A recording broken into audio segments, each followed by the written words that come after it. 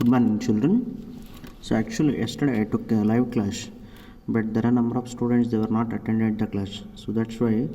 So this is very important. So this chapter I am starting from the beginning. But today onwards, if you don't join the online classes, those topics I will not do the PPT. Okay, be careful. So that's why. Okay ಮಕ್ಕಳೇ, ನಿನ್ನೆ ತಾನೇ ನಾವು ಈಗಾಗಲೇ ಪ್ರಾಣಿ ಸಾಮ್ರಾಜ್ಯದ ಪಾಠ ಪ್ರಾರಂಭ ಮಾಡಿದ್ದೀವಿ.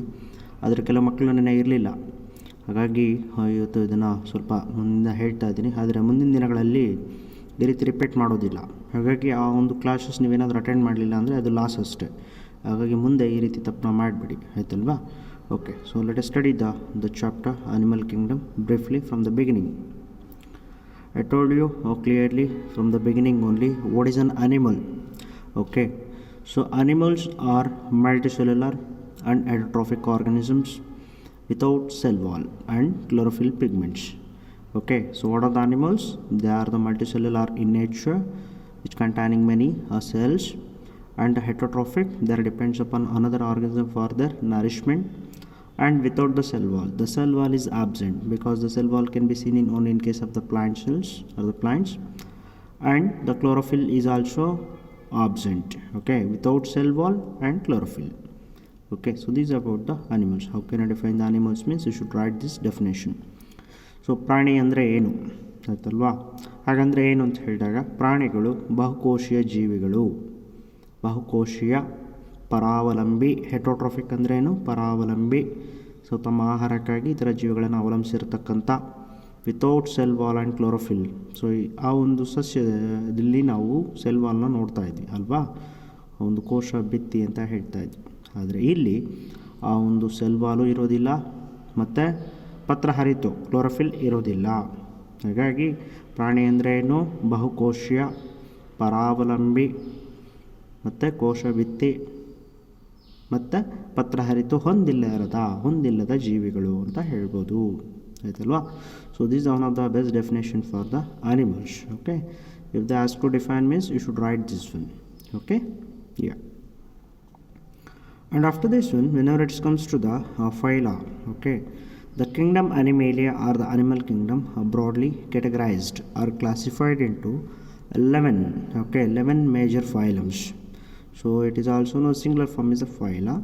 Okay, phylum is a singular form. Phyla generally will be used the terminology while we are defining about the more than one. Okay, what are those 11 major phyla of the kingdom Animalia? Phylum Porifera, Phylum Cnidaria. Here the C is absent, you should pronounce or read Cnidaria. Ctenophora, Phylum Platyhelminthes, Phylum Aschelminthes, Phylum Annelida, and the Phylum Arthropoda, and the Mollusca, Phylum Mollusca, Phylum Echinodermata, and the 10th one is Hemichordata, and the last one is Chordata. Okay, so these are all the 11 major phyla. Okay, or we can also say the phylums of the kingdom Animalia. Okay, so let us discuss one by one all these things. Before that, let us discuss a few basic things about the kingdom Animalia. Okay, whenever it comes to the basis of classification, okay, whenever it comes to the basis of classification, the kingdom Animalia is classified. On what basis they are classified? Okay, they are broadly classified on the 6 major, okay, parameters. The basis of the classification, how they will do or how they were done already. So based on the 6th level of the, okay, so that is nothing but the parameters. Okay, so the animal kingdom is categorized or classified. In that one, the first parameter, the level of organization. The second one is the body symmetry. The third one is the germinal embryonic layers. The fourth one is the coelom. That is, coelom is nothing but the body cavity. Until the coelom or the body cavity, yesterday we were completed. So then the fifth one is metamerism. Metamerism is also known as the segmentation. Okay. Then the sixth one is notochord. So these are all the parameters, or we can also say the major how the animal kingdom is classified based on all the 6 parameters. Okay, ಮಕ್ಕಳೇ, ನೆನ್ನೆ ತಾನೇ ಈಗಾಗಲೇ ಪಾಠ ಪ್ರಾರಂಭ ಆಗಿದೆ. ನಾನು ಹೇಳ್ತಾ ಇದ್ದೆ, ಒಟ್ಟಾರೆಯಾಗಿ ಈ ಒಂದು ಪ್ರಾಣಿ ಸಾಮ್ರಾಜ್ಯದಲ್ಲಿ 11 ಫೈಲಮ್ಗಳು ಬರುತ್ತೆ, ಆಯ್ತಲ್ವಾ? ಆ ಒಂದು ಫೈಲಮ್ಗಳನ್ನು ಒಂದೊಂದಾಗಿ ನಂತರ ಅಧ್ಯಯನ ಮಾಡೋದನ್ನ. ಮೊದಲನೇದಾಗಿ ಇವುಗಳನ್ನು, ಈ ಒಂದು ಪ್ರಾಣಿ ಸಾಮ್ರಾಜ್ಯವನ್ನು ಯಾವುಗಳ ಆಧಾರದ ಮೇಲೆ ವರ್ಗೀಕರಣ ಮಾಡಲಾಗಿದೆ ಅಂತ ನೋಡಿದಾಗ, ಸೊ ನಿನ್ನೆ ನಾವು 4 ಒಂದು ಪ್ರಮುಖ ಒಂದು ವರ್ಗೀಕರಣ ಆಧಾರಗಳನ್ನು ಅಧ್ಯಯನ ಮಾಡಿದ್ದೀವಿ. ಅದರಲ್ಲಿ ಲೆವೆಲ್ ಆಫ್ ಆರ್ಗನೈಸೇಷನ್ ಹೇಳಿದ್ದೀವಿ, ಬಾಡಿ ಸಿಮಿಟ್ರಿ ಅಂತ ಹೇಳಿದ್ವಿ, ಆಯ್ತಲ್ವಾ? ಸೊ ವಿವಿಧ ಹಂತಗಳು, ಯಾವುದೋ ಹಂತದ ಆಧಾರದ ಮೇಲೆ ವಿಕಾಸ ಹೇಗಾಗಿದೆ ಅಂತ. ಮತ್ತು ಬಾಡಿ ಸಿಮಿಟ್ರಿ ನೆನ್ನೆ ಹೇಳಿದ್ದೀನಿ ನಾನು, ಜರ್ಮಿನಲ್ ಲೇಯರ್ಸ್, ಎಂಬ್ರಿಯಾನಿಕ್ ಲೇಯರ್ಸ್ ಅಂತ ಕರಿತೀವಿ ಅಲ್ವಾ? ಭ್ರೂಣದ ಪದರಗಳು ಅಥವಾ ಧರ್ಮಗಳು ಅಂತ. ಸಿಲೋಮ್, ಬಾಡಿ ಕ್ಯಾವಿಟಿ, ಮೆಟಾಮೆರಿಸಮ್ ಮತ್ತು ನೋಟೋಕಾರ್ಡ್ ಬಗ್ಗೆ ಇವತ್ತು ಅಧ್ಯಯನ ಮಾಡೋಣ. ಈ ಒಂದು 6 ಪ್ರಮುಖ ಒಂದು ಏನು ಮೂಲಮಾನಗಳು ಅಥವಾ ಮೂಲದಂಡಗಳ ಆಧಾರದ ಮೇಲೆ ಪ್ರಾಣಿ ಸಾಮ್ರಾಜ್ಯವನ್ನು ವರ್ಗೀಕರಣ ಮಾಡಲಾಗಿದೆ. Okay, as we were discussed earlier also yesterday, basis of classification in that one, the levels of organization. Based on the organization of the cells, the animals are grouped into 4 levels, isn't it? In that one, first one, a cellular level of organization, or we can also say cellular level grade of organization. So you know very well that, so I told you clearly, okay, what is the meaning of cellular level of organization. Here we can identify the organisms, okay, so that means they are in the cellular level, they are in the cellular level, okay, so that's why it is considered the cellular level of organization. Okay, then what about the tissue level organization? Yes, the organisms, they are considered together from the group of cells considered together from a tissues, isn't it? Yeah, so based on that one, it will be again categorized. I told you clearly. So then the organ level of organization as well as the organ system level of organization. So these are all the, and the based on the organization of the cells, animals are grouped into 4 levels. ನಿನ್ನೆ ಹೇಳಿದ್ವಿ, so ಜೀವಿಗಳ ಒಂದು ವರ್ಗೀಕರಣದಲ್ಲಿ ಮೊದಲಿಗೆ ಬರತಕ್ಕಂಥದ್ದು ಅವುಗಳು ಯಾವ ರೂಪದಲ್ಲಿ ಆಗಿದೆ ಅಥವಾ ಜೀವಿಯ ಒಂದು ನಿರ್ಮಾಣ ಆಗಿದೆ ಅಂತ ನೋಡಿದಾಗ, ಜೀವಕೋಶೀಯ ರಚನೆ ಆಧಾರದ ಮೇಲೆ, ಅಂಗಾಂಶ ರಚನೆ ಆಧಾರದ ಮೇಲೆ, ಅಂಗದ ರಚನೆ ಆಧಾರದ ಮೇಲೆ ಮತ್ತು ಅಂಗಾಂಶ ವ್ಯೂಹದ ಆಧಾರದ ಮೇಲೆ ಆಗಿರ್ತಕ್ಕಂಥ ವರ್ಗೀಕರಣಗಳು ಅಂತ ಹೇಳಿದ್ದೀವಿ, ಆಯ್ತಲ್ಲ? ಸೊ ಅದ್ರ ಬಗ್ಗೆ ಅಧ್ಯಯನ ಮಾಡೋದಾದರೆ ನೋಡಿ, ಈಗಾಗಲೇ ಸೊ ಹೇಳಿದ್ದೀವಿ ನೋಡಿ ಸುಲಭವಾಗಿ. ಸೊ ತುಂಬ ಚೆನ್ನಾಗಿದೆ ಸ್ಲೈಡ್ಸು, ಅರ್ಥ ಮಾಡಿಕೊಂಡ್ರೆ ತುಂಬ ಸುಲಭ ಇದೆ. cellular level of organization, okay, what is the meaning of cellular level of organization? The cells are arranged as loose cells aggregates. Examples, in case of the porifera, the phylum porifera, so they are formed, so that is in the form of the cells. So the cells are arranged as loose cells aggregations, so that's why they are called cellular level of organization. And the second one is tissue level of organization. So what is here? The cells are arranged into the tissues, okay, whatever the body organization it is formed, a cells or organ that is arranged into the tissues, so they are called the tissue level of organization. Example, cnidarians and ctenophora or ctenophores we can also say. So after that one, the organ level of organization, the tissues are arranged into organs. In higher animals like platyhelminthes to chordates, so we can identify tissues are arranged into the organs.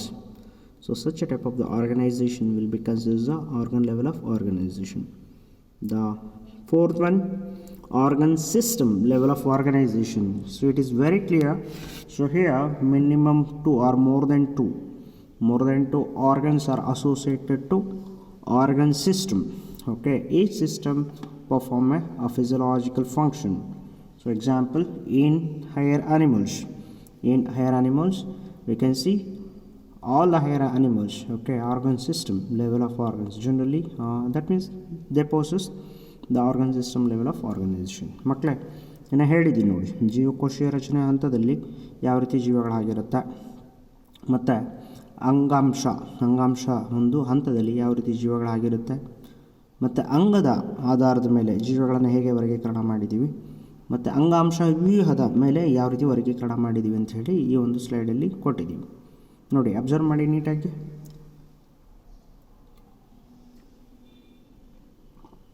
ಗೊತ್ತಾಗುತ್ತಾ? ಹಾಗಾಗಿ so ತದನಂತರ after this one let us discuss the level of organization. Okay, level of organization with respect to the organ systems. Okay, I told you clearly in the last class also, the organ systems of the different animals show complexities. Example, the digestive system. Okay, digestive system is of two types, incomplete and complete.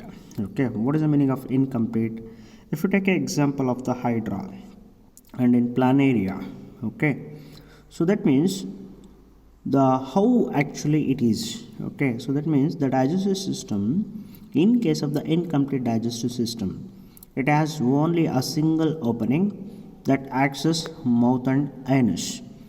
Example, Cnidaria and Platyhelminthes, they are having only single opening, so that single opening is only acts as both mouth and anus. So such a type of the digestive system is known as incomplete. Okay, in case of the hydra as well as in planaria, we can see incomplete the digestive system. What about the complete digestive system? Okay, so that means it has two openings, so that is nothing but the anterior mouth and posterior anus, so that we can say the digestive system is complete. Okay, so in case of the roundworms is the best example, we can find the complete digestive system. That means in almost all after the the roundworms up to the higher organisms, that is up to the chordates, so they possess the complete digestive system. And also I told you yesterday also, even the circulatory system is of two types, open type of circulatory system and the closed type of circulatory system. What is the meaning of the open type of the circulatory system? The blood is pumped from the heart and directly it will be dipped into the, or directly it will be released into the cells and the tissues. So such a type of the circulatory system is known as open type of the circulatory system. What about the closed one? Yes, so that means whatever the blood is pumped from the heart is circulated through the arteries, veins and blood vessels, isn't it? So such a type of the circulatory system is known as closed type of circulatory system. ನೋಡಿ ಮಕ್ಕಳೇ, ಇದನ್ನು ಒಂದು levels of organisation ಮುಂದುವರೆದ ಭಾಗವಾಗಿ ನಿನ್ನೆ ನಾನು ಹೇಳಿದ್ದೆ, ಈ ಒಂದು ಏನು ಅಂಗಾಂಶ ವ್ಯೂಹದಲ್ಲಿ ಆಧಾರದ ಮೇಲೆ ನಾವು ಜೀವಿಗಳನ್ನು ನೋಡಿದ್ದಾದರೆ, ಸೊ ಡೈಜೆಸ್ಟಿವ್ ಸಿಸ್ಟಮ್ ಜೀರ್ಣಾಂಗ ವ್ಯೂಹದಲ್ಲಿ ಎರಡು ರೀತಿಯಲ್ಲಿ ನಾವು ನೋಡ್ಬೋದು, ಅಪೂರ್ಣ ಮತ್ತು ಪೂರ್ಣ. ಅಪೂರ್ಣ ಮತ್ತು ಪೂರ್ಣ. ಏನು ಅಪೂರ್ಣ? ಸೊ ಜೀರ್ಣಾಂಗ ವ್ಯೂಹ ಹೊಂದಿರತಕ್ಕಂಥದ್ದು. ಏನು ಹಾಗಂದರೆ ಅಂಥ ಜೀವಿಗಳಲ್ಲಿ ಇಲ್ಲಿ ಕೊಟ್ಟಿದ್ದೆ ನೋಡಿ, ಸೊ ಹೈಡ್ರಾ ಮತ್ತು ಪ್ಲಾನೇರಿಯಲ್ಲಿ ನಿಡೇರಿಯಾ ಆ್ಯಂಡ್ ಪ್ಲಾಟಿಹೆಲ್ಮಿಂಥಸ್ ಅಂತ, ಇವುಗಳಲ್ಲಿ ಏನಪ್ಪ ಆಗಿರುತ್ತೆ ಅಂದರೆ ಆ ಒಂದು ಜೀರ್ಣಾಂಗ ವ್ಯೂಹ ಅಪೂರ್ಣ. ಯಾಕೆ ಅಂದರೆ ಆ ಒಂದು ಜೀವಿಯಲ್ಲಿ ಒಂದೇ ಒಂದು ರಂಧ್ರ ಇರುತ್ತೆ, ಒಂದೇ ಒಂದು ರಂಧ್ರ, ಅದರ ಮುಖಾಂತರ ಅದು ಆ ಒಂದು ಜೀವಿಗೆ ಬಾಯಿ ಥರ ಕೂಡ ಆ್ಯಕ್ಟ್ ಆಗಬೇಕು, ಏನೇ ರೂಪದಲ್ಲಿ ಕೂಡ ಆ್ಯಕ್ಟ್ ಆಗಬೇಕು. ಸೊ ಅದ್ರ ಮುಖಾಂತರ ಏನೇ ಒಂದು ಆಹಾರ ಪದಾರ್ಥಗಳು ಒಳಗಡೆ ಹೋಗಬೇಕು, ಹೊರಗಡೆ ಬರಬೇಕು ಜೀರ್ಣದ ನಂತರ. ಹಾಗಾಗಿ ಅಂಥದ್ದನ್ನು ನಾವು ಅಪೂರ್ಣ ಜೀರ್ಣಾಂಗ ವ್ಯೂಹ ಅಥವಾ ಜೀರ್ಣಾಂಗ ವ್ಯವಸ್ಥೆ ಅಂತೇಳಿ ಕರಿತೀವಿ. So incomplete digestive system. Complete ಪೂರ್ಣ ಜೀರ್ಣಾಂಗ ವ್ಯೂಹ, so it is also very well developed ಅಂತಲೂ ಹೇಳ್ತೀವಿ. ಸೊ ನೋಡಿ, ಪೂರ್ಣ ಜೀರ್ಣಾಂಗ ವ್ಯೂಹ ಅಂತ ಯಾಕೆ ಕರಿತೀವಿ ಅಂದರೆ, ಅಂಥ ಒಂದು ಜೀವಿಗಳಲ್ಲಿ ಆಯ್ತಲ್ವಾ, ಏನು ಸಾಮಾನ್ಯವಾಗಿ ಎರಡು ರಂಧ್ರಗಳನ್ನು ನೋಡ್ಬೋದು. ಆ್ಯಂಟೀರಿಯರ್ ಅಂತ ಕರಿತೀವಿ, ಮೇಲ್ಭಾಗದಲ್ಲಿ ಬಾಯಿ ಇರುತ್ತೆ, ಪೋಸ್ಟೀರಿಯರ್ ಇನಸ್ ಅಂತ ಕರಿತೀವಿ ಕೆಳಗಡೆ. ಸೊ ನಾವು ಆ ಒಂದು ಜೀವಿಯ ಕೆಳಭಾಗದಲ್ಲಿ ಏನು ಜೀರ್ಣದ ನಂತರ ಹೊರಗೋದಕ್ಕೆ ಒಂದು ರಂಧ್ರ ಇರುತ್ತೆ. ಸೊ ಅಂಥ ಒಂದು ಜೀರ್ಣಾಂಗ ವ್ಯವಸ್ಥೆಯನ್ನು ನಾವು ಕಂಪ್ಲೀಟ್ ಅಥವಾ ಪೂರ್ಣ ಜೀರ್ಣಾಂಗ ವ್ಯವಸ್ಥೆ ಅಂತೇಳಿ ಕರಿತೀವಿ. ಅದೇ ರೀತಿ ಸರ್ಕ್ಯುಲೇಟರಿ ಸಿಸ್ಟಮ್. ಏನು ಸರ್ಕ್ಯುಲೇಟರಿ ಸಿಸ್ಟಮ್ ಅಂದರೆ, ರಕ್ತ ಪರಿಚಲನಾಂಗ ವ್ಯೂಹ ಅಂತ ಕನ್ನಡದಲ್ಲಿ. ಇಲ್ಲಿ ರಕ್ತ ಪರಿಚಲನಾಂಗ ವ್ಯೂಹದಲ್ಲೂ ಕೂಡ ಎರಡು ರೀತಿ ನಾವು ನೋಡ್ತೀವಿ, ಓಪನ್ ಆ್ಯಂಡ್ ಕ್ಲೋಸ್ಡ್ ಅಂತ. ತೆರೆದ ರಕ್ತ ಚಲನಾಂಗ ವ್ಯೂಹ ಅಂತ. ಏನು ಹಾಗಂದರೆ, ಏನು ಆ ಒಂದು ಹೃದಯ ಇರುತ್ತೆ ಪ್ರಾಥಮಿಕ ಹಂತದ ಜೀವಿಗಳಲ್ಲಿ, ಹೃದಯದಿಂದ ಪಂಪ್ ಮಾಡಲ್ಪಟ್ಟ ರಕ್ತ ನೇರವಾಗಿ ಜೀವಕೋಶಗಳಿಗೆ ಮತ್ತು ಅಂಗಾಂಶಕ್ಕೆ ಹೋದರೆ ಅಂಥದ್ದನ್ನು ತೆರೆದ ರಕ್ತ ಪರಿಚಲನಾಂಗ ವ್ಯೂಹ, open type of circulatory system ಅಂತ ಕರಿತೀವಿ. ಕ್ಲೋಸ್ಡ್ ಅಂತೇಳಿ ಹೇಳಿದಾಗ ಇದು ಉನ್ನತ ಮಟ್ಟದ ಜೀವಿಗಳಲ್ಲಿ ನಾವು ನೋಡ್ತೀವಿ. ಏನು ಹಾಗಂದರೆ, ರಕ್ತ ಏನು ಪಂಪ್ ಮಾಡಲ್ಪಟ್ಟು ಹೃದಯದಿಂದ ನಾವು ಏನು ಹೇಳಿದ್ದೀವಿ, ಆರ್ಟರೀಸ್ ಆ್ಯಂಡ್ ವೆಯಿನ್ಸ್ ಅಂತ ಕರಿತೀವಿ. ಅಪಧಮನಿಗಳು, ಅಭಿಧಮನಿಗಳು ರಕ್ತನಾಳಗಳ ಮುಖಾಂತರ ದೇಹದಲ್ಲಿರ್ತಕ್ಕಂಥ ಬೇರೆ ಬೇರೆ ಜೀವಕೋಶಗಳು ಮತ್ತು ಅಂಗಾಂಶಗಳಿಗೆ ರಕ್ತವನ್ನು ಸಾಗಿಸಲ್ಪಡುತ್ತೆ ಅಥವಾ ರಕ್ತ ಪರಿಚಲನಾಂಗ ಉಂಟಾಗುತ್ತೆ. ಸೊ ಅಂಥದ್ದನ್ನು ನಾವು ಕ್ಲೋಸ್ಡ್ ಆಯ್ತಲ್ಲ, ಮುಚ್ಚಿರತಕ್ಕಂಥ ರಕ್ತ ಪರಿಚಲನಾಂಗ ವ್ಯೂಹ ಅಂಥೇಳಿ ಕರಿತೀವಿ. ಗೊತ್ತಾಯ್ತಲ್ವಾ? ಸೊ ಇದಿಷ್ಟು ಒಂದು ಲೆವೆಲ್ ಆಫ್ ಆರ್ಗನೈಸೇಷನ್ಸ್ ಬಗ್ಗೆ ಆಯಿತು. ಇದನ್ನೆಲ್ಲ ನೆನ್ನೆ ಹೇಳಿದ್ದೀನಿ. ನೆನ್ನೆ ಯಾರು ನೋಡಿಲ್ಲ ನೋಡಿ, ಮಕ್ಕಳಿಗೋಸ್ಕರ ಅಂತ ಇವೆಲ್ಲ ಮಾಡ್ತಾಯಿದ್ದೀವಿ. ಇಷ್ಟೆಲ್ಲ ರಿಸ್ಕು. ನೀವು ಸೋಂಬೇರಿಗಳಾಗ್ಬಿಟ್ರೆ ನಾವು ಮುಂದಿನ ದಿನಗಳಲ್ಲಿ ತುಂಬ ಸ್ಟ್ರಿಕ್ಟ್ ಆ್ಯಕ್ಷನ್ಸ್ ತೊಗೋಬೇಕಾಗುತ್ತೆ. ಗೊತ್ತಾಯ್ತಲ್ವಾ? ಸೊ ದಯವಿಟ್ಟು ಸರಿಯಾದ ರೂಪದಲ್ಲಿ ಬಳಸ್ಕೊಳ್ಳಿ. Whenever it comes to the base of classification based on the symmetry, yesterday I was telling about. So first of all, what is the meaning of symmetry? It is the arrangement of similar body parts on two sides of main axis of the body based on the symmetry. So that means it is the arrangement, how it is arranged of similar body parts of two sides. Okay, of how many sides? Two sides of main axis of the body. Okay, based on symmetry. So animals are classified into two types. Okay, first one is a asymmetrical and symmetrical. Asymmetrical, see here only the diagram they were given. If the body can be divided into two similar parts or two similar halves, most of the poriferans and the snails cannot be. Okay, if the body can be divided but we cannot get it the two similar or two mirror image, okay, parts. So that means asymmetrical means A means absent. Okay, body cannot be divided into two similar halves. Okay, but even though if you cut, you will not get the the exact mirror images. So such a type of the animals we can call asymmetrical. Here is the example. They were given asymmetric, okay, and symmetrical. Almost all the most poriferans, okay, that is the sponges and the snails. So they are example for the asymmetrical. Symmetrical, what is the meaning of symmetrical? If the body can be divided two similar parts, if we are able to cut it, so then we will get the equal of the mirror images. So here is in the slide they were given the right side, the symmetric, how it will be. Okay, if you cut into the beetle, so we can find the bilateral symmetry, isn't it? So such a type of the animals comes under the symmetrical. Okay, ನೋಡಿ ಮಕ್ಕಳೇ, ನೆನ್ನೆ ಹೇಳಿದ್ವಿ. So ಜೀವಿಗಳ ನಾವೇನಾದರೂ ಆ ಒಂದು dissection ಮಾಡಿದಾಗ asymmetry ಅಂತ ಕರಿತೀವಿ. ಸೊ ನಾವು ಯಾವ ರೀತಿಯ ಒಂದು ಜೀವಿಯ ಒಂದು ದೇಹ ರಚನೆ ಆಗಿದೆ ಅಂತ ಹೇಳಿದಾಗ ಅವುಗಳ ಆಧಾರದ ಮೇಲೆ ಸಿಮೆಟ್ರಿಕಲ್, ಅಸಿಮೆಟ್ರಿಕಲ್ ಅಂತ ಡಿವೈಡ್ ಮಾಡಿದ್ವಿ. ಏನು ಎಸಿಮೆಟ್ರಿಕಲ್ ಅಂದರೆ, ಯಾವುದೇ ಒಂದು ಜೀವಿಯ ಒಂದು ದೇಹವನ್ನು ಮಧ್ಯಭಾಗಕ್ಕೆ ನೀವು ಅದನ್ನು ಕಟ್ ಮಾಡಿದ್ದೇ ಆದಾಗ ಅಥವಾ ಡಿಸೆಕ್ಷನ್ ಮಾಡಿದ್ರೆ ನಮಗೆ ಆಪೋಸಿಟ್ಟು ಯಾವುದೇ ಒಂದು ರೂಪದಿಂದ ಅಥವಾ ಯಾವುದೇ ಕಡೆಯಿಂದ ನೋಡಿದ್ರೂ ಸಮ ಭಾಗಗಳು ಅಥವಾ ಏನು ಕನ್ನಡಿ ರೂಪದಲ್ಲಿ ನಾವು ಹೇಳ್ತೀವಲ್ವಾ, ಪ್ರತಿಬಿಂಬ ರೂಪದ ರಚನೆಗಳು ಬರೋದಿಲ್ಲ. ಅಂಥದನ್ನು ಎಸಿಮೆಟ್ರಿಕಲ್ ಅಂತ ಕರೆದಿದ್ದು. ಸೊ ಪೋರಿಫೆರನ್ಸಲ್ಲಿ, ಸ್ನೈಲ್ಸಲ್ಲಿ ಬರಲ್ಲ, ಗೊತ್ತಾಯ್ತಲ್ವ. ಆದರೆ ಸಿಮೆಟ್ರಿಕಲ್ ಅಂತ ಕರಿತೀವಿ. ಯಾವುದೇ ಒಂದು ಜೀವಿಯನ್ನು ಮಧ್ಯಭಾಗಕ್ಕೆ ಯಾವುದಾದ್ರೂ ಒಂದು ಭಾಗಕ್ಕೆ ಕಟ್ ಮಾಡಿದಾಗ, ಅಂದರೆ ಮಧ್ಯಕ್ಕೆ ಕಟ್ ಮಾಡಬೇಕು, ಯಾವುದೋ ಒಂದು ಪಕ್ಕಕ್ಕಲ್ಲ. ಸೊ ಅದು ನಮಗೆ ಏನು ಆಪೋಸಿಟ್ ಅಂತ ಕರಿತೀವಿ, ವಿರುದ್ಧವಾಗಿ ಮತ್ತು ಮಿರರ್ ಇಮೇಜಸ್ ಥರ ಕಾಣಬೇಕು ನಮಗೆ. ಸೊ ಅಂಥದ್ದನ್ನು ಸಿಮೆಟ್ರಿಕಲ್ ಅಂತ ಕರಿತೀವಿ. See here the symmetry. Whenever it comes to the symmetrical organisms, the symmetry is majorly divided into two types: radial symmetry and bilateral symmetry. Okay, here the body can be divided into two equal halves. Here is the example. Okay, they were given.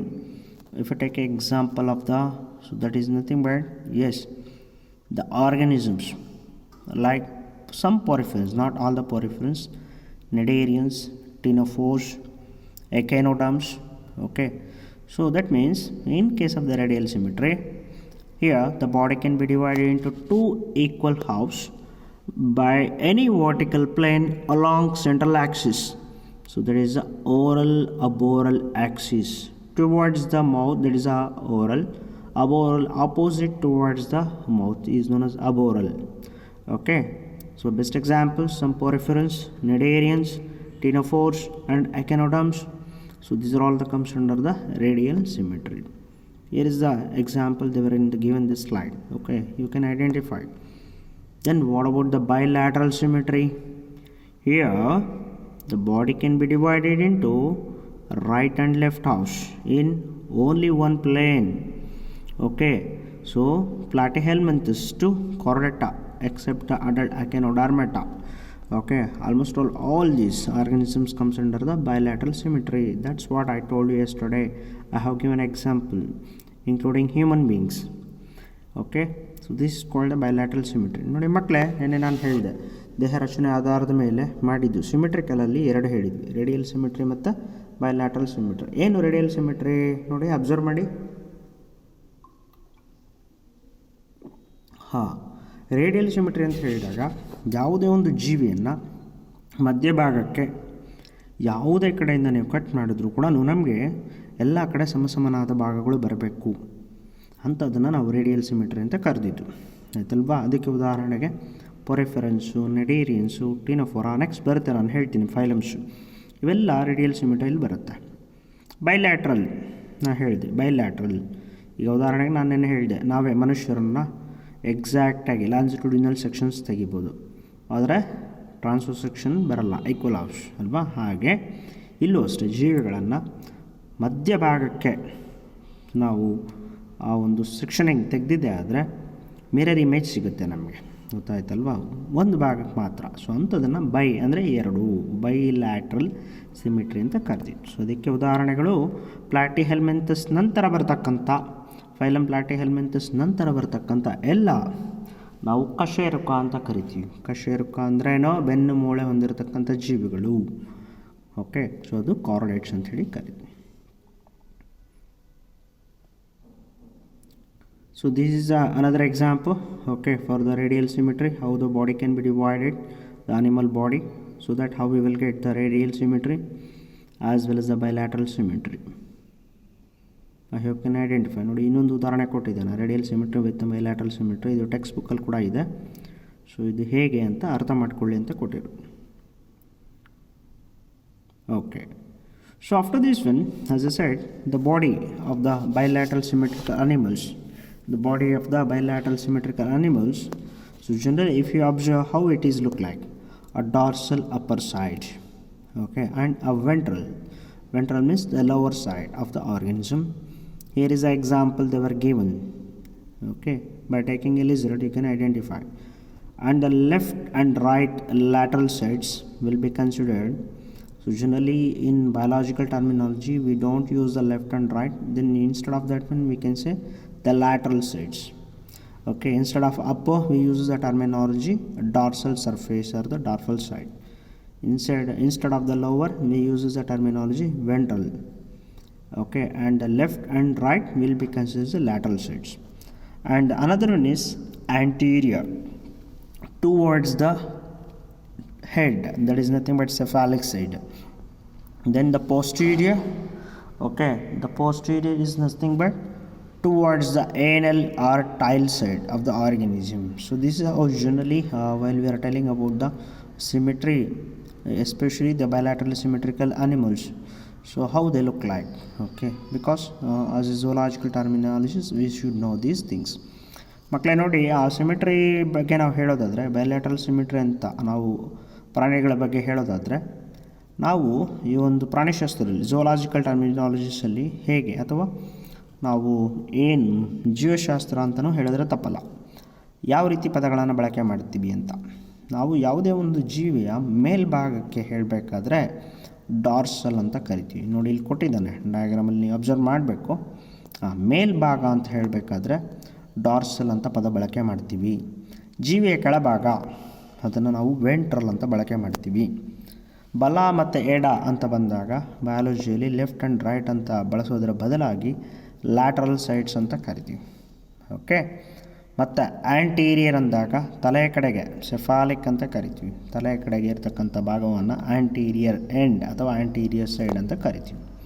ಹಾಗೆ ಕೆಳಭಾಗ, ಜೀವಿಯ ಕೆಳಭಾಗ posterior end, ಗೊತ್ತಾಗುತ್ತಲ್ವಾ, ಅಥವಾ ಏನಲ್ tail side ಅಂತ ಕರಿತೀವಿ. ಬಾಲದ ಕಡೆಗೆ ಇರತಕ್ಕಂಥ ಭಾಗವನ್ನು ಪೋಸ್ಟೀರಿಯರ್ ಅಂತ. ಇದು ಜೀವಿಗಳ ಬಗ್ಗೆ ನಾವು ಅಧ್ಯಯನ ಮಾಡಬೇಕಾದ್ರೆ ಈ ಪದಗಳು ನಮಗೆ ಗೊತ್ತಿರಬೇಕು, ಆಯ್ತಲ್ವ. ಯಾಕೆ ಮುಂದೆ ನಾನು ನೇರವಾಗಿ ಒಂದು ಗುಣಲಕ್ಷಣಗಳ ಬಗ್ಗೆ ಹೇಳ್ತಾ ಹೋಗ್ತೀವಿ. ಹಾಗಾಗಿ ಈ ಪದಗಳ ಒಂದು ಬಳಕೆ ಇವಾಗಲಿಂದ ಗೊತ್ತಿರಲಿ ಅಂತ, ಆಯಿತಾ.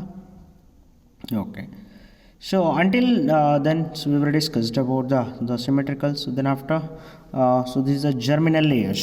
Okay, so what is a germinal layers? So here is a beautiful slide which is given so that you can identify and understand in the easiest manner. So first of all, what is the germinal layers? So these are the layers of the embryo from which all the body organs are formed. Okay, and based on the number of the germ layers, animals are categorized into two types. What are those three germ layers? I told you clearly yesterday also: outer ectoderm, middle mesoderm, and inner endoderms. Okay, so based on the number of the germ layers, animals are categorized or classified into two types. That is nothing but diploblastic animals and triploblastic. What is the diploblastic animals? Okay, so let us discuss one by one. Before that, you just observe this clearly: embryonic stages of the development, the layer formation. Okay, so and ectoderm, outer layer, the middle one, mesoderm, and inner endoderm. Okay, and the blastopores, smooth tissues. Okay, as well as the blastoceles, loosely arranged tissue, how it is present inside during the embryonic stages, and later how it will be get develops into ectoderm, mesoderm, and endoderm. Okay, yeah, so I was telling about the classification of the animals based on the germinal layers, the diploblastic animals and triploblastic animals. So what is the diploblastic animals? The animals which is having two germ layers, outer ectoderm and inner endoderm. Okay, here you can easily identify and you can find the differences between the diploblastic and triploblastic. In between these layers, an undifferentiated jelly-like layer called mesoglia. Okay, so this mesoglia is present between outer ectoderm and inner endoderm. So best example, Cnidaria and Ctenophora. What about the triploblastic? They are containing three germ layers: outer ectoderm, middle mesoderm, and inner endoderm. Example, the platyhelminthes to the chordata. Okay, so ಮಕ್ಕಳೇ ನೆನ್ನೆ ನಾನು ಹೇಳಿದ್ವಿ ಡಿಪ್ಲೊಬ್ಲಾಸ್ಟಿಕ್ ಟ್ರಿಪ್ಲೊಬ್ಲಾಸ್ಟಿಕ್ ಅನಿಮಲ್ಗಳು ಏನು, ಹೊರಧರ್ಮ, ಮಧ್ಯಧರ್ಮ, ಅಥವಾ ಇನ್ನು ಒಳಗಿರ್ತಕ್ಕಂಥ ಅಂತ ಅಂದರೆ ಮೂರು ಹೇಳಿದ್ವಿ. ಜೀವಿಗಳ ಒಂದು ಭ್ರೂಣ ಹಂತದಲ್ಲಿ ಆಗಿರ್ತಕ್ಕಂಥ ಪದರಗಳು ಅಂತೆಲ್ಲ ಹೇಳಿದ್ವಿ ಅಲ್ವಾ. ಅವುಗಳ ಆಧಾರದ ಮೇಲೆ ಪ್ರಮುಖವಾಗಿ ಜೀವಿಗಳನ್ನು ಎರಡು ವಿಭಾಗಗಳಾಗಿ ವಿಂಗಡಿಸ್ತೀವಿ. ಎರಡು ದ್ವಿಧರ್ಮ ಹೊಂದಿರತಕ್ಕಂಥ ಜೀವಿಗಳು ಮತ್ತು ತ್ರಿಧರ್ಮ ಅಂತ. ಏನು ದ್ವಿ ಅಂದರೆ ಎರಡು, ಡಿಪ್ಲೊಬ್ಲಾಸ್ಟಿಕ್ ಅಂದರೆ ಆ ಒಂದು ಜೀವಿಗಳಲ್ಲಿ ಉದಾಹರಣೆಗೆ ಡೇರಿಯಾ ಮತ್ತು ಟಿನೋಫೋರಾ ಅಂತ ಬರುತ್ತೆ. ಅದರಲ್ಲಿ ಎರಡೆರಡು ಒಂದು ಪದರಗಳಿರ್ತದೆ. ಹೊರಗಡೆ ಇರ್ತಕ್ಕಂಥದ್ದು ಎಕ್ಟೋಡರ್ಮ್, ಒಳಗಡೆ ಇರ್ತಕ್ಕಂಥದ್ದು ಎಂಡೋಡರ್ಮ್. ಅದರ ಮಧ್ಯದಲ್ಲಿ ಏನಾಗಿರುತ್ತೆ, ಅನ್ಡಿಫ್ರೆನ್ಷಿಯೇಟೆಡ್ ಅಂದರೆ ಸರಿಯಾದ ರೂಪದಲ್ಲಿ ಸೊ ಆ ಒಂದು ಏನು ಆಗದೇ ಇರತಕ್ಕಂಥ, ವಿಭಜನೆ ಆಗ್ತಾ ಇರತಕ್ಕಂಥ ಜಲ್ಲಿ ರೂಪದಲ್ಲಿರ್ತಕ್ಕಂಥ ಜೀವಕೋಶಗಳಿರುತ್ತೆ. ಸೊ ಹಾಗಾಗಿ ಅದು ಟ್ರೂ ಮೀಸೋಡರ್ಮ್ ಅಂತ ಹೇಳಕ್ಕೆ ಬರಲ್ಲ. ಹಾಗಾಗಿ ಅಂಥದ್ದನ್ನು ನಾವು ಮೀಸೋಗ್ಲಿಯಾ ಸೆಲ್ಸ್ ಅಂತ ಕರಿತೀವಪ್ಪ. ಸೊ ಅದು ಡಿಪ್ಲೊಬ್ಲಾಸ್ಟಿಕ್ ಅಂತ.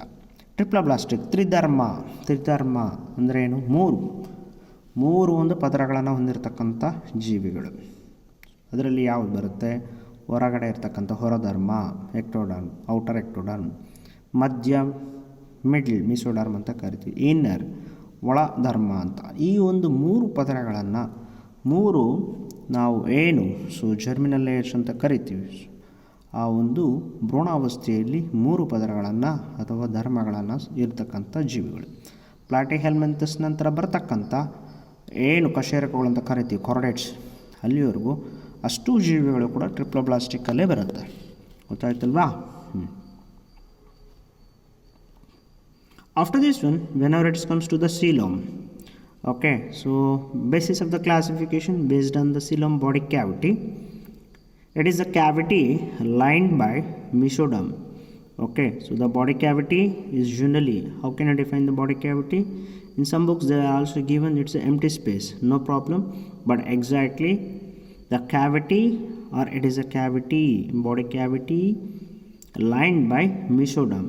Okay, it is seen between body wall and the gut wall, the body wall and gut wall. So between the the body as well as the digestive system is known as the body cavity. And the coelom separates the muscles of the gut and the body wall. So generally, okay, the empty space which is separates the muscles of the gut and the body wall. So based on the nature of the coelom, animals are again classified into 3 types. Okay, so that is nothing but the acoelomates, pseudocoelomates and coelomates. Okay, A means absence, that coelom is absent. Pseudo means it is look like a coelom but it is not a true coelom, that is a false coelom. Okay, the first of all, coelom means you got it right, the body cavity, and the coelomates, they are containing true body cavity. Okay, so this how they are classified. ನೋಡಿ ಮಕ್ಕಳೇ, base of ಕ್ಲಾಸಿಫಿಕೇಷನಲ್ಲಿ ತದನಂತರ ಬರ್ತಕ್ಕಂಥದ್ದು body cavity ಅಥವಾ coelom ಅಂತ ಕರಿತೀವಿ. ಅಂದರೆ ಯಾವುದೇ ಒಂದು ಜೀವಿಗಳನ್ನು ನೀವು ಅಥವಾ ನಾವು ಸೂಕ್ಷ್ಮವಾಗಿ ಗಮನಿಸುತ್ತಾ ಇದ್ದರೆ ಆ ಒಂದು ಜೀವಿಯ ದೇಹ ಮತ್ತು ದೇಹ ರಚನೆ ಮತ್ತು ಅದರ ಒಂದು ಜೀರ್ಣಾಂಗ ವ್ಯೂಹ ಮತ್ತು ಗಟ್ ವಾಲ್ ಅಂತ ಕರಿತೀವಿ. ಇವುಗಳ ಮಧ್ಯದಲ್ಲಿ ಒಂದು ಜಾಗ ಇರುತ್ತೆ, ಆಯ್ತಲ್ವಾ? ಆ ಒಂದು ಜಾಗ ಏನಿದೆ ಅಥವಾ ಎಂಪ್ಟಿ ಸ್ಪೇಸ್ ಅಂತ, ಅಥವಾ ಅದನ್ನು ಬಾಡಿ ಕ್ಯಾವಿಟಿ ಅಂತ ಕರಿತೀವಿ, ಆಯ್ತಲ್ವಾ? ಅದನ್ನು ಸೀಲಮ್ ಅಂತ. ಇವುಗಳ ಆಧಾರದ ಮೇಲೂ ಕೂಡ ಆ ಜೀವಿಗಳನ್ನು ನಾವು ವಿಭಾಗ ಮಾಡ್ತೀವಿ. ಸೊ ಯಾವುದು ಏಸೋಲಮೇಟ್ಸ್ ಅಂತ, ಆ ಒಂದು ಏನು ಜಾಗ ಅಲ್ಲಿ ಇರೋದೇ ಇಲ್ಲ, ಸೂಡೋಸೆಲಮೇಟ್ಸ್ ಅಂತ ಕರಿತೀವಿ. ಅಂದರೆ ಮಿಥ್ಯ ಅಂದ್ರೇನು, ಸುಳ್ಳು. ಸೀಲೋಮ್ ಥರ ಕಾಣಿಸೋದಾದರೆ ಸೀಲೋಮ್ ಅಲ್ಲ, ಬಾಡಿ ಕ್ಯಾವಿಟಿ ಥರ ಕಾಣುತ್ತೆ ಅಂದರೆ ಬಾಡಿ ಕ್ಯಾವಿಟಿ ಅಂತ, ಅದನ್ನು ಸೂಡೋಸೆಲಮೇಟ್ಸ್ ಅಂತ. ಮತ್ತು ಸಿಲೋಮೇಟ್ಸ್, ಆ ಒಂದು ಜೀವಿಗಳಲ್ಲಿ ನಾವು ಸೀಲೋಮ್ಗಳನ್ನು ನೋಡಬಹುದು, ಆಯ್ತಲ್ವಾ? ಬನ್ನಿ ಹಾಗಾದರೆ ನೋಡಿ, ಇಲ್ಲಿ ಗೊತ್ತಾಗುತ್ತಾ ಗಟ್ ಕ್ಯಾವಿಟಿ ಮತ್ತು ಸೊ ಅದರ ಮಧ್ಯದಲ್ಲಿರ್ತಕ್ಕಂಥದ್ದು ಸೀಲೋಮ್ ಅಂತ ಕರಿತೀವಿ. ಯಾವ ರೀತಿ ಯಾವ ಒಂದು ಜೀವಿಗಳ ರಚನೆಯಲ್ಲಿ ಇರ್ತಕ್ಕಂಥ ಒಂದು ಖಾಲಿ ಜಾಗ ರೀತಿಯಲ್ಲಿ ಕಾಣುತ್ತೆ, ಆದರೆ ಖಾಲಿ ಜಾಗ ಅಲ್ಲ, ನೆನಪಿಟ್ಕೋಬೇಕು. ಹಾಂ, so these are exactly the differentiation with respect to the coelomates, pseudocoelomates and the coelomates. Acoelomates, okay, as I said, there is no coelom or there is no body cavity. In this type, the space between the body wall and the digestive cavity is filled with matrix, that is nothing but smoothly arranged, okay, large intercellular spaces containing cells are present. So such a type of the cells are known as parenchyma. Okay, in case of the acoelomates, the space between the body wall and the digestive cavity is filled with the matrix, that is a loosely arranged parenchymatous cells. Okay, example, in case of Porifera to Platyhelminthes, they are all comes under the acoelomates. Okay, are you getting? Then pseudocoelomates, the false coelom. I hope you can identify in the diagram also. In the middle of the slide they were given. Observe cleanly. Yeah. Here the body cavity is not lined by mesoderm. The mesoderm is absent. Or we can also say the mesoderm is scattered pouches. They are found in the form of the scattered pouches. So such a type of the coelom is known as pseudocoelom. Or the organisms, they are known as pseudocoelomates. Example, in case of Aschelminthes, we can identify the pseudocoelom. Okay, so there is a false coelom like structures. Are you getting? Yeah. The third one is coelomates, true coeloms. So here the coelom arises from mesoderm. Okay, so coelom is lined by peritoneal layer and filled with coelomic fluid. So such a type of the organism comes under the coelomates. That means true coelom. Example, Annelida and Chordata. Okay, Annelida towards the Chordata, all the organism, higher organisms comes under the coelomates. ಮಕ್ಕಳೇ ನೋಡಿ, ನಾನು ಆಗಲೇ ಹೇಳ್ತಾ ಇದ್ದೆ, ಆ ಒಂದು ನಮ್ಮ digestive system ಅಥವಾ ಜೀರ್ಣಾಂಗ ವ್ಯೂಹ ಮತ್ತು ನಮ್ಮ ದೇಹದ ಇತರ ಭಾಗಗಳಿಗೆ ಮಧ್ಯದಲ್ಲಿರ್ತಕ್ಕಂಥ ಒಂದು ಸ್ಥಳಾವಕಾಶ ಏನಿದೆ ಅದನ್ನು ನಾವು ಬಾಡಿ ಕ್ಯಾವಿಟಿ ಸೀಲಮ್ ಅಂತ ಕರಿತೀವಿ. ಅದರ ಆಧಾರದ ಮೇಲೆ ವಿಭಾಗ ಮಾಡಿರ್ತಕ್ಕಂಥದ್ದು ಅಲ್ವಾ. acoelomates ಅಂದರೆ ಸೀಲೋಮ್ ಇರೋದಿಲ್ಲ, ಅಂದರೆ ಏನು ನೋಡಿ, ಅಲ್ಲಿ ಆ ಒಂದು ಜೀವಿಯ ಬಾಡಿ ವಾಲ್ ಅಂತ ಕರಿತೀವಿ, ಮತ್ತು ಆ ಒಂದು ಜೀರ್ಣಾಂಗವ್ಯೂಹ ಡೈಜೆಸ್ಟಿವ್ ಕ್ಯಾವಿಟಿ ಈ ಮಧ್ಯದಲ್ಲಿ ತುಂಬ ಸ್ಮೂತ್ ಆಗಿರ್ತಕ್ಕಂಥ ಸೊ ಒಂದು ಜೀವಕೋಶಗಳಿರುತ್ತೆ, ಪ್ಯಾರೆನ್ಕೈಮಾ ಸೆಲ್ಸ್ ಅಂತ ಕರಿತೀವಿ. ಸೊ ಅಂದರೆ ಒತ್ತೊತ್ತಾಗಿರೋದಿಲ್ಲ, ತುಂಬ ವಿರಳವಾಗಿರ್ತಕ್ಕಂಥ ಜೀವಕೋಶಗಳ ಗುಂಪನ್ನು ನಾವು ಪ್ಯಾರೆನ್ಕೈಮಟಸ್ ಅಂತ ಕರೆಯೋದು, ಆಯ್ತಲ್ವಾ? ಹಾಗೆ ಸೊ ಉದಾಹರಣೆ ನೋಡೋದಾದರೆ ಪೋರಿಫೆರಾ, ಪ್ರಾಥಮಿಕವಾಗಿ ಬರ್ತಕ್ಕಂಥ ಪೋರಿಫೆರಾ ಮತ್ತು ಪ್ಲಾಟಿ ಹೆಲ್ಮೆಂಥಸ್ಗಳಲ್ಲಿ ಚಪ್ಪಟೆ ಹುಳುಗಳಲ್ಲಿ, ಆಯ್ತಲ್ವಾ? ಪೋರಿಫೆರಾ ಸ್ಪಾಂಜಸ್ಸಲ್ಲಿ ಈ ಒಂದು ಸಿಲೋಮೇಟ್ಗಳಂತ ಕರಿತೀವಿ, ಅಂದರೆ ಸಿಲೋಮ್ ಇರೋದೇ ಇಲ್ಲ, ಆಯಿತಾ? ಮತ್ತು ಸೂಡೋಸಿಲೋಮ್ ಮಿಥ್ಯ, ಸೂಡೋ ಅಂದರೆ ಏನು, ಮಿಥ್ಯ ಅಥವಾ ಸುಳ್ಳು ಅಂತ ಅಲ್ವಾ? ಅಂದರೆ ಏನು, ಇದು ನಮಗೆ ಆ್ಯಕ್ಚುಲಿ ಅಲ್ಲಿ ಆ ಒಂದು ಮಧ್ಯೆ ಆ ಒಂದು ನಾನು ಹೇಳಿದ ದೇಹ ನಿರ್ಮಾಣದ ರಚನೆ ಮತ್ತು ಆ ಒಂದು ಡೈಜೆಸ್ಟಿವ್ ಸಿಸ್ಟಮ್ ಅಥವಾ ಜೀರ್ಣಾಂಗವ್ಯೂಹದ ಮಧ್ಯೆ ಜಾಗ ಇದ್ದಂಗೆ ಕಾಣುತ್ತೆ, ಆದರೆ ನಿಜವಾಗ್ಲೂ ಇರೋದಿಲ್ಲ. The body cavity is not lined by mesoderm. Okay, ಮತ್ತು ಇದ್ರೂ ಕೂಡ ಹೇಗಿರುತ್ತೆ, ಆ ಮಿಸೋಡರ್ಮು ಚಿಕ್ಕ ಚಿಕ್ಕ ಒಂದು ಸಂಚಿ ರೂಪದ ರಚನೆಗಳಲ್ಲಿ ಹರಡ್ಕೊಂಬಿಟ್ಟಿರುತ್ತೆ, ಆಯ್ತಲ್ಲ? ನಿರಂತರವಾಗಿ ರಚನೆ ಇರೋದಿಲ್ಲ, ಅಂಥದ್ದನ್ನು ನಾವು ಮಿಥ್ಯ ಸೀಲೋಮ್ಗಳು ಅಂತ ಕರಿತೀವಿ, ಆಯ್ತಲ್ವಾ? ಉದಾಹರಣೆಗೆ ಆಶೆಲ್ಮೆಂಥಸ್ ಅಂತ ಕರಿತೀವಿ, ದುಂಡು ಹುಳುಗಳು ಅಂತ ಬರುತ್ತೆ. ಸೊ ಅದರಲ್ಲಿ ಇಂಥ ರಚನೆಗಳನ್ನು ನೋಡ್ಬೋದು. ನಂತರ ಸಿಲೋಮೇಟ್ಸ್ ಅಂತ ಕರಿತೀವಿ, ನಿಜವಾದ ಟ್ರೂ ಸಿಲೋಮ್, ಅಂದರೆ ಇಂಥ ಜೀವಿಗಳಲ್ಲಿ ದೇಹ ರಚನೆ ಮತ್ತು ಜೀರ್ಣಾಂಗವ್ಯೂಹದ ಮಧ್ಯದಲ್ಲಿ ನಾವು ನಿಜವಾದ ಒಂದು ಜಾಗವನ್ನು, ಅಲ್ಲಿ ಒಂದು ಜಾಗ ಅಂದರೆ ಯಾಕಿರುತ್ತೆ ನೋಡಿ, ನಿರಂತರವಾದ ನಮ್ಮ ದೇಹದ ಚಲನೆಗಳಲ್ಲಿ ದೇಹದ ಬೇರೆ ಬೇರೆ ಅಂಗಗಳಿಗೆ ತೊಂದರೆ ಆಗ್ತಕ್ಕಂಥ ಸಾಧ್ಯತೆಗಳಿರುತ್ತೆ. ಈ ರೀತಿ ಇರೋದರಿಂದ, ಈ ಒಂದು ಸ್ಥಳಾವಕಾಶ ಇರೋದರಿಂದ ನಮ್ಮ ದೇಹದ ಒಳಗಡೆ ಇರತಕ್ಕಂಥ ರಚನೆಗಳಿಗೆ ತೊಂದರೆ ಆಗೋದನ್ನು ತಪ್ಪಿಸುತ್ತೆ, ಗೊತ್ತಾಯ್ತಲ್ಲ? ಹಾಗಾಗಿ here the coelom arises from the ಮಿಸೋಡರ್ಮಿಂದ ಅಂದರೆ ಮಧ್ಯಭಾಗದಿಂದ ಆ ಒಂದು ಸ್ಥಳಾವಕಾಶ ಅಥವಾ ರಚನೆ ರೂಪದಲ್ಲಿ ನಾವು ನೋಡ್ಬೋದು. Coelom is lined by peritoneal layer. So ಆ ಒಂದು ಏನಿರುತ್ತೆ ಪದರವನ್ನು ನಾವು ರಚನೆಯನ್ನು ನೋಡ್ಬೋದು, ಮೇಲ್ಭಾಗ ಪೆರಿಟೋನಿಯಲ್ ಅಂತ ಕರಿತೀವಿ. And filled with the coelomic fluid, ಅಲ್ಲಿ ಒಂದು ದ್ರವ್ಯ ಇರುತ್ತೆ, ಸೀಲೋಮಿಕ್ ಫ್ಲೂಯಿಡ್ ಅಂತ ಕರಿತೀವಿ. ಈ ದ್ರವ್ಯ ಇರೋದ್ರಿಂದನೇ ದೇಹಕ್ಕೆ ಸುಲಭವಾಗಿ ನೇರವಾಗಿ ಯಾವುದೇ ರೀತಿ ತೊಂದರೆ ಆಗೋದಕ್ಕೆ ಬಿಡೋದಿಲ್ಲ. ಒಳಗಡೆ ಇರತಕ್ಕಂಥ ಅಂಗಾಂಶಗಳು ರಕ್ಷಣೆಯನ್ನು ಪಡ್ಕೊಂಡಿದೆ, ಆಯ್ತಲ್ವಾ? ಅನಿಲಿಡ ಮತ್ತು ಕಾರೋಟಿಟ ನಂತರ ಬರ್ತಕ್ಕಂಥ ಎಲ್ಲ ಜೀವಿಗಳಲ್ಲೂ ನಾವು ಸಿಲೋಮೇಟ್ಗಳು ಅಥವಾ ನಿಜವಾದ ಸಿಲೋಮ್ ಇರೋದನ್ನು ನಾವು ಪತ್ತೆ ಹಚ್ಚಬಹುದು, ಗಮನಿಸ್ಬೋದಾಗಿದೆ. So this are exactly, so they were given, okay, yes, by taking an example of the particular organisms. Here in case of the planaria, okay, they were given the body covering from the ectoderm and the digestive tract from the endoderm, but there is no coelom, okay, but tissue is filled with the mesoderm. It is actually mesoglia actually, yeah. And in case of the pseudocoelom, you can identify it is actually look like a mesoderm, but it is not a mesoderm. Then that is a pseudocoelom, okay, outer ectoderm, inner endoderm, but coelom is absent. It is look like actually coelom. And in case of the coelomates, it is containing true, means we can easily differentiate outer ectoderm, middle mesoderm and inner endoderm. Here is the transverse section they were given organism for the purpose of better understanding. ನೋಡಿ, ಸುಲಭವಾಗಿ ಅರ್ಥ ಮಾಡ್ಕೊಳ್ಳೋದಕ್ಕೆ ಒಂದು ಜೀವಿಯ ಒಂದು transfer section ಮುಖಾಂತರ ಕೊಟ್ಟಿದ್ದಾರೆ. ಅದೇ ಡೆಫಿನೇಷನ್ಸೇ ಸ್ವಲ್ಪ ಅಬ್ಸರ್ವ್ ಮಾಡಿ, ಸುಲಭವಾಗಿ ಗೊತ್ತಾಗುತ್ತೆ. ಆಗ್ಬೋದಾ? ಹಾಂ. So after this one, whenever it comes to the coelom, what is the function? As I said, I was telling about the functions of the coelom.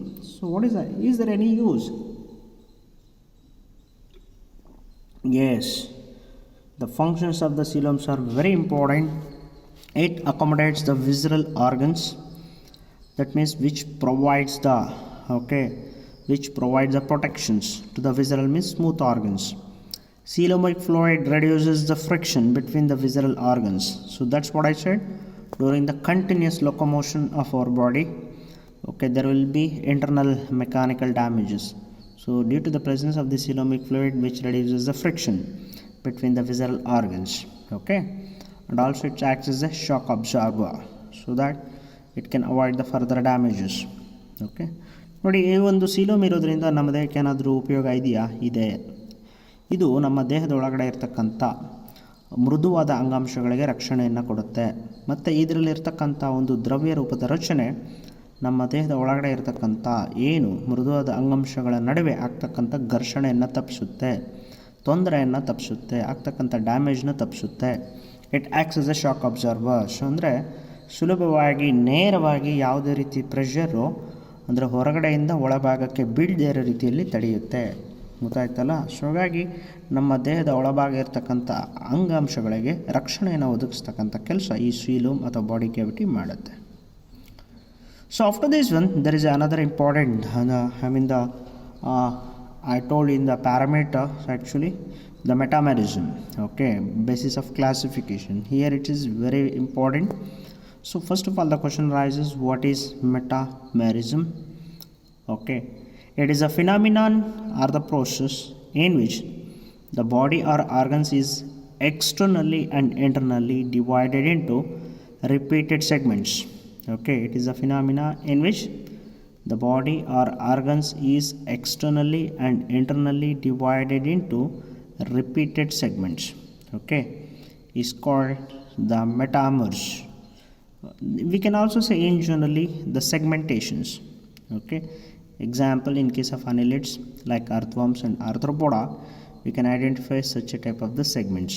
Okay, ನೋಡಿ ಮಕ್ಕಳೇ, ನಂತರ ಬರ್ತಕ್ಕಂಥ ಒಂದು ಪ್ರಮುಖ ಮೂಲದಂಡ ಅಥವಾ ಮೂಲಮಾನ ಒಂದು ಪ್ರಾಣಿ ಸಾಮ್ರಾಜ್ಯವನ್ನು ವಿಭಾಗ ಮಾಡಬೇಕಾದ್ರೆ ಮೆಟಾಮೆರಿಸಮ್ ಅಂತ ಕರಿತೀವಿ. ಹಾಗಂದರೆ ಏನಪ್ಪ ಅಂದರೆ ಈ ಪ್ರಕ್ರಿಯೆ, so it is a phenomena ಅಂತ ಕರಿತೀವಿ. ಈ ಪ್ರಕ್ರಿಯೆಯಲ್ಲಿ ಜೀವಿಗಳ ನಿರ್ದಿಷ್ಟವಾಗಿ ರಚನೆಗಳು ಒಂದಕ್ಕೊಂದು ವಿಭಾಗಗಳಾಗಿರೋ ರೀತಿಯಲ್ಲಿ ನಮಗೆ ಕಾಣುತ್ತೆ. The phenomena in which the body are organs is ಎಕ್ಸ್ನಲ್ಲಿ, ಬಾಹ್ಯವಾಗಿ, ಎಕ್ಸ್ನಲ್ಲಿ ಆ್ಯಂಡ್ ಇಂಟರ್ನಲ್ಲಿ, ಬಾಹ್ಯವಾಗಿ ಮತ್ತು ಆಂತರಿಕವಾಗಿ ನಿರಂತರವಾಗಿ ಆಯ್ತಲ್ಲ ವಿಭಾಗಗಳ ರೀತಿಯಲ್ಲಿ ನಮಗೆ ಕಾಣುತ್ತೆ. ಸೆಗ್ಮೆಂಟ್ಸ್ ಅಂತ ಕರಿತೀವಿ. ಸೊ ಅಂಥ ಒಂದು ವಿಭಾಗಗಳ ರೀತಿಯ ರಚನೆಗಳನ್ನು ನಾವು ಮೆಟಾಮರ್ಸ್ ಅಂತ ಕರಿತೀವಿ, ರಿಪೀಟೆಡ್ ಸೆಗ್ಮೆಂಟ್ಸ್ ಅಂತ. ಉದಾಹರಣೆಗೆ ಅನಿಲಿಡ ಅಂತ ಕರಿತೀವಿ, ಅರ್ಥ್ವಮ್ಸ್ ಆಯ್ತಲ್ಲ. ಈ ಒಂದು ಅನಿಲಿಡ ಅಂದರೆ ನಮ್ಮ ಒಂದು ರೈತ ಮಿತ್ರ ಅಂತ ಕರಿತೀವಲ್ಲ, ಎರೆಹುಳುಗಳಿಂದ ನಮ್ಮ ಪ್ರಾರಂಭ ಆಗುತ್ತೆ ಅನಿಲಿಡ ಅಂತ. ತದನಂತರ ಬರ್ತಕ್ಕಂಥದ್ದು ಆರ್ಥ್ರೋಪೊಡ ಅಂತ ಕರಿತೀವಿ ಆಯ್ತಲ್ವಾ. ಆರ್ಥ್ರೋಪೊಡ ಅಂದರೆ ಎಲ್ಲ ಕೀಟಗಳು ಬರ್ತಕ್ಕಂಥದ್ದು ಆಯ್ತಲ್ವಾ. ಅಲ್ಲಿ ನಾವು ಇಂಥ ಒಂದು ರಚನೆಗಳನ್ನು ನೋಡಬಹುದಾಗಿದೆ. Okay, so after this one the last parameter which is helps to classify the animal kingdom, that is a notochord. Okay, so basis of the classification based on notochord. So what is this notochord actually? It is a mesodermally derived, that is a derived supporting rod formed on the dorsal side during embryonic development in some animals. Animals with notochord are called chordates and those without the notochord are called non-chordates. Okay, ನೋಡಿ ಮಕ್ಕಳೇ, ಇದನ್ನು ನಿಮ್ಮ high school ಲೆವೆಲ್ಸೆಲ್ಲ ಹೇಳಿರ್ತಾರೆ. ಇದು ಸುಲಭವಾಗಿ ಎಲ್ರಿಗೂ ನೆನಪಿರುತ್ತೆ. Notochord ಅಂದರೆ ಸಾಮಾನ್ಯವಾಗಿ ಬೆನ್ನು ಮೂಳೆ ಅಂತ ಹೇಳಿಬಿಟ್ಟಿರ್ತಾರೆ ಆಯ್ತಲ್ಲ. ಆದರೆ ಅಲ್ಲ, ಎಕ್ಸಾಕ್ಟ್ ಬೆನ್ನು ಮೂಳೆ ಅನ್ನಬಾರ್ದು. ನೋಟೋಕಾರ್ಡ್ ಅಂದರೆ ಏನಪ್ಪ ಅಂದರೆ ಈಗ ನಮ್ಮ ಒಂದು ಬೆನ್ನು ಹುರಿ ಅಂತ ಹೇಳ್ಬೋದು. ನೋಟೋಕಾರ್ಡ್ಗೆ ಸಮಾನಾರ್ಥಕ ಪದ ಕನ್ನಡದಲ್ಲಿ ಬೆನ್ನು ಹುರಿ ಅಂತ ಆಗುತ್ತೆ, ಬೆನ್ನು ಮೂಳೆ ಆಗಲ್ಲ, ನೆನ್ಪಿಟ್ಕೊಳ್ಳಿ. ಸೊ ಇದು ಏನಪ್ಪ ಅಂದರೆ ಮೀಸೋಡರ್ಮಲಿ, ಅಂದರೆ ಆಗಲೇ ನಾನು ಹೇಳಿದ್ದೀನಿ ಹೊರಧರ್ಮ ಮತ್ತು ಒಳಧರ್ಮದ ಮಧ್ಯದಲ್ಲಿರ್ತಕ್ಕಂಥದ್ದು ಮೀಸೋಡರ್ಮ್ ಅಂತ. ಈ ಒಂದು ಮಧ್ಯಧರ್ಮದಿಂದ ಆಗಿರ್ತಕ್ಕಂಥ ದೇಹಕ್ಕೆ ರಕ್ಷಣೆಯನ್ನು ಕೊಡ್ತಕ್ಕಂಥ ಆಯ್ತಲ್ಲ ಸಪೋರ್ಟಿಂಗ್ ರಾಡ್ ಅಂತ ಕರಿತೀವಿ. ದೇಹಕ್ಕೆ ಒಂದು ಸಪೋರ್ಟ್ ಕೊಡ್ತಕ್ಕಂಥ ಡಾರ್ಸಲ್. ನೋಡಿ ನಮ್ಮ ಬೆನ್ನು ಮೂಳೆಯಲ್ಲಿದೆ ನಮ್ಮ ದೇಹದಲ್ಲಿ ಮೇಲ್ಭಾಗ, ಅಂದರೆ ನಾವು ಈಗ ಅಂಗಾತವಾಗಿ ಮಲಕ್ಕೊಂಡ್ರೆ ಬೆನ್ನು ಮೂಳೆ ಇರ್ತಕ್ಕಂಥದ್ದು ಮೇಲೆ ಡಾರ್ಸಲ್ ಅಂತ ಹೇಳಬೇಕು ಆಯ್ತಲ್ವಾ. ಕೆಳಗಡೆ ಇರ್ತಕ್ಕಂಥದ್ದನ್ನು ವೆಂಟ್ರಲ್ ಅಂತ ಹೇಳಬೇಕು ಹಾಗೆ. ಸೊ ಅದನ್ನು it is a mesodermally derived a supporting rod formed on the dorsal side during embryonic development in some animals ಅಂತ ಕರಿತೀವಿ. ಗೊತ್ತಾಯ್ತಲ್ವಾ. ಸೊ ಇದರ ಆಧಾರದ ಮೇಲೆ ಪ್ರಮುಖವಾಗಿ ಎಲ್ಲ ಒಟ್ಟಾರೆ ಪ್ರಾಣಿ ಸಾಮ್ರಾಜ್ಯನ ಎರಡು ವಿಧಗಳಾಗಿ ವಿಂಗಡಣೆ ಮಾಡ್ತೀವಿ. ಯಾವುದಪ್ಪ ಅಂದರೆ animals with notochord are called chordates and those without notochord are called non chordates. ಅಂದರೆ ಬೆನ್ನು ಹುರಿ ಹೊಂದಿರತಕ್ಕಂಥ ಜೀವಿಗಳು ಬೆನ್ನು ಹುರಿಯನ್ನು ಹೊಂದಿರದ ಜೀವಿಗಳು ಅಂತ ಕರಿತೀವಿ. ಸೊ ಅದನ್ನೇ ನಾವು ಕನ್ನಡದಲ್ಲಿ ಹೇಳಿದ್ದು ಆಗಲೇ, ಕಶೇರುಕಗಳು ಮತ್ತು ಅಕಶೇರುಕಗಳು. ಕಶೇರುಕಗಳು ಅಂದರೆ ಬೆನ್ನು ಹುರಿ, ಸಾಮಾನ್ಯವಾಗಿ ಬೆನ್ನು ಮೂಳೆ ಅಂತ ಹೇಳಿಬಿಟ್ಟಿರ್ತಾರೆ, ಇರಲಿ ಆಯಿತು, ಅದು ಬೆನ್ನು ಹುರಿಯನ್ನು ಹೊಂದಿರತಕ್ಕಂಥ ಜೀವಿಗಳನ್ನು ನಾವು ಕಶೇರುಕಗಳು ಅಂತ, ಬೆನ್ನು ಮೂಳೆಯನ್ನು ಹೊಂದಿಲ್ಲದ ಜೀವಿಗಳನ್ನು ಅಕಶೇರುಕಗಳು ಅಂತ ಕರಿತೀವಿ. ಗೊತ್ತಾಯ್ತಲ್ವಾ? ಸೊ ಇಂತಿಷ್ಟು ನೋಡಿ ನಾವು ಇಲ್ಲಿವರೆಗೂ ಅಧ್ಯಯನ ಮಾಡಿರ್ತಕ್ಕಂಥದ್ದು ಆಯ್ತಲ್ವಾ? ಸೊ ಇವನ್ನ ಒಂದು ಸಲ ಒಂದಕ್ಕೊಂದು ಕಂಪೇರ್ ಮಾಡಿ ನೋಡಿಬಿಡೋಣ. ಸೊ ತದನಂತರ ಮುಂದಿನ ತರಗತಿಯಲ್ಲಿ ಒಂದೊಂದನೇ ನಾವು ನೋಡ್ತಾ ಹೋಗೋಣ ಆಯ್ತಲ್ವಾ? ಇಷ್ಟಿರಲಿ ಬಿಡಿ. ಸೊ ಈಗಾಗಲೇ ನಾವು ಹೇಳಿರ್ತಕ್ಕಂಥದ್ದು level of organisations, germ layers, symmetry and coeloms ಅಂತ. ಓಕೆ, ಇದನ್ನು ಮುಂದಿನ ತರಗತಿಯಲ್ಲಿ ನಾವು ಹೇಗೆ ಅದನ್ನು ಒಂದಕ್ಕೊಂದು ಅಂತರ್ ಸಂಬಂಧ ಮತ್ತು ವಿಕಾಸ ಹೊಂದಿದೆ ಅದನ್ನು ಸಂಪೂರ್ಣವಾಗಿ ತಿಳ್ಕೊಳ್ಳೋಣ ಆಯ್ತಲ್ವಾ? Okay, so dear children, today we were discussed complete the classification with respect to the animal kingdom based on the categorizations with respect to the level of organizations, germ layers, symmetry, coelom, even metamerism, as well as the notochords. Okay, so these are all things we will discuss till now. So next class onwards, so we will discuss remaining things beginning from the phylums. By comparing each other, we will discuss the remaining all things. Okay, so thank you, have a nice day.